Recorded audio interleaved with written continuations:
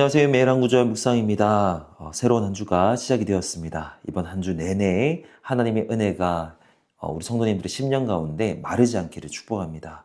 우리가 구약은 여호수아로 넘어왔는데요. 3장 14절에서 17절을 보도록 하겠습니다. 다 읽지는 않고 중간중간에 필요한 부분 언급하면서 나누겠습니다. 14절은 이렇게 시작합니다.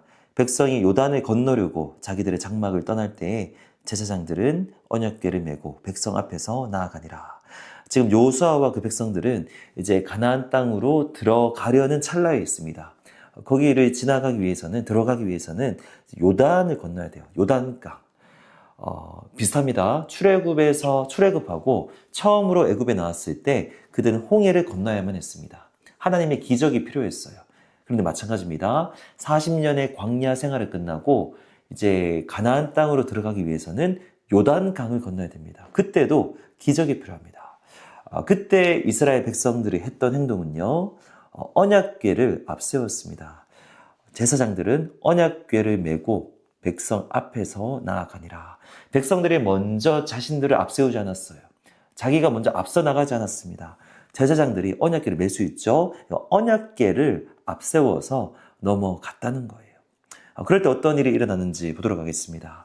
15절 보니까 요단이 곡식 거두는 시기는 항상 언덕이 넘치니라. 물이 많았어요. 기적이 없이는 건너갈 수가 없습니다. 그런데요, 언약궤를 맨 그 제사장들이 그 강가에 먼저 그 발이 물가에 잠기자 먼저 들어갔을 때, 그들을 앞세웠을 때, 언약궤가 먼저 그 문제 안으로 들어갔을 때 하나님께서 일하셨습니다. 16절 내용은 하나님께서 일하셔서 흘러내리던 물이 그치고, 그리고 물이 한 곳에 쌓이고, 그리고 흘러가는 물은 온전히 끊어져서 이제 그 요단강이 건너졌다. 하나님이 일하셨다는 것을 말하고 있습니다. 그래서 백성들이 여리고 앞까지 건너갈 수 있었어요. 여호와의 언약궤를 맨 제사장들은 요단 가운데 계속해서 굳게 섰고요. 그리고 모든 백성들이 안전하게 요단강을 건너갔습니다. 하나님께서 일하신 거예요. 홍해를 가르셨던 하나님께서 동일하게 요단강을 가르셨습니다. 이스라엘 백성들을 인도하셨습니다. 오늘 본문을 통해서 우리가 또 들어야 되는 하나님의 메시지는요, 언제나 언약궤를 앞세울 때 하나님께서 일하신다는 거예요. 언약궤를 앞세울 때 하나님께서 일하신다는 거죠. 언약궤가 요단강가에 먼저 들어갔을 때, 하나님의 언약궤가 문제 가운데 침투할 때 하나님은 그 언약궤를 통해서 일하십니다. 그런데 이 언약궤는 사실 구약의 용어입니다. 오늘날 신약시대에 언약궤는 존재하지 않습니다. 오늘날 우리가 이것을 신앙적으로 어떻게 적용할 수 있느냐? 이것은 하나님의 임재, 또는 저는 사실 이거를 조금 더 선호하는데요, 하나님의 말씀입니다.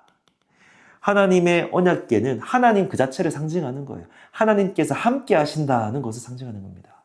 조금 더 구체적으로 들어가면 하나님의 말씀을 상징해요. 왜냐하면 언약궤라는 그 단어 자체, 그 언약이라는 거, 하나님의 약속의 말씀이죠. 그 내용물이 무엇입니까? 언약궤 안에 여러 가지가 있지만 가장 중요한 것은 하나님의 말씀, 기록된 말씀 10계명 두 돌판이 그 안에 들어가 있어요. 그리고 언약궤가 구약성경에서 등장할 때마다 그 문맥에서 빠지지 않고 행동하시는 그 하나님은요, 말씀하시는 하나님이셨어요.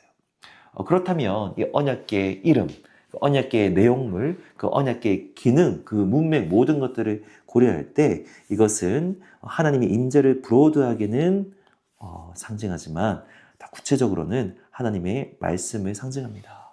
오늘 이 말씀을 앞에 두고 다시 한 번 더 우리가 결단하면 좋겠습니다.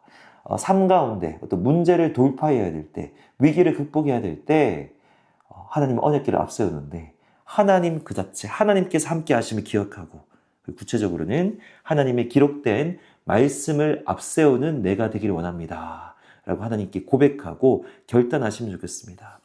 우리가 가진 것을 앞세우지 마십시오.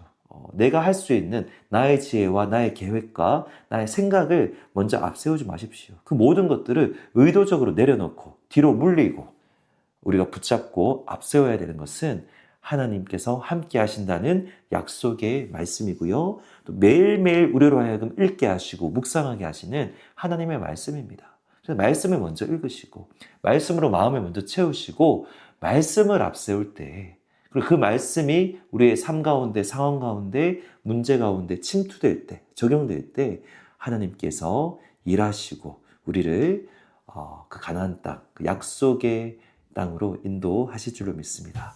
하나님 아버지 감사합니다. 오늘 말씀을 통해서 다시 한 번 더 결단하기를 원합니다.